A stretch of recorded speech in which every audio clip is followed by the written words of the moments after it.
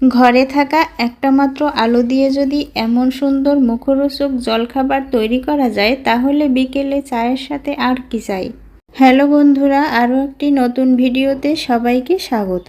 একটা আলু দিয়ে কিভাবে পুরো পরিবারের বিকালের নাস্তা তৈরি করে নিতে পারবেন সেটাই আজকে করে দেখাবো।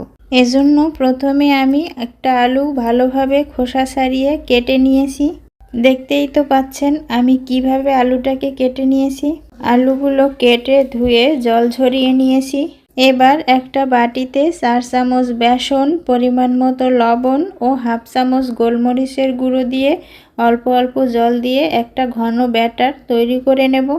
এখন এর মধ্যে দিয়ে দিচ্ছি হাফ চামচ আদা রসুন বাটা। আদা রসুন বাটাটাকেও একটু ভালোভাবে নেড়ে চেড়ে মিশিয়ে নেব। ব্যাটারটাকে খুব বেশি পাতলা বা খুব বেশি ঘনও করা যাবে না। দেখুন আমি এর ঘনত্বটা ঠিক কেমন করে নিয়েছি। এখন এটাকে এক সাইডে রেখে দেব। এবার অন্য আরেকটি বাটিতে হাফ বাটির মতো ময়দা নিয়ে নিয়েছি। এবার এর মধ্যে হাফ চামচ চিলি ফ্লেক্স ও পরিমাণ মতো লবণ দিয়ে একটু ভালোভাবে মিশিয়ে নেব। এখন কেটে রাখা আলুগুলোকে প্রথমে বেসনের গোলায় ডুবিয়ে ময়দার গোলায় ভালোভাবে চেপে চেপে একটু কোট করে নেব।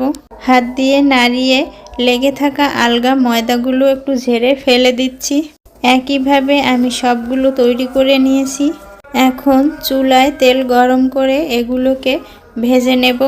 এখানে চুলার আঁচটা মিডিয়াম টু লোতে রেখেই একটু সময় নিয়ে ভেজে নিতে হবে, তাহলে ভিতরের আলুগুলো খুব ভালোভাবে নরম হবে এবং বাইরেটাও খুব মুসমুসে হবে। চামচের সাহায্যে একটু উল্টে পাল্টে নেড়ে চেড়ে লাল লাল করে ভেজে তুলে নেব। এটা কাউকে খেতে দিলে সে না খাওয়া পর্যন্ত কিন্তু দেখে বুঝতেই পারবে না এটা আসলে কি দিয়ে তৈরি। একইভাবে সবগুলো ভেজে আমি তুলে নিয়েছি। দেখলেন তো একটা আলু দিয়ে পুরো এক প্লেট নাস্তা তৈরি হয়ে গেল।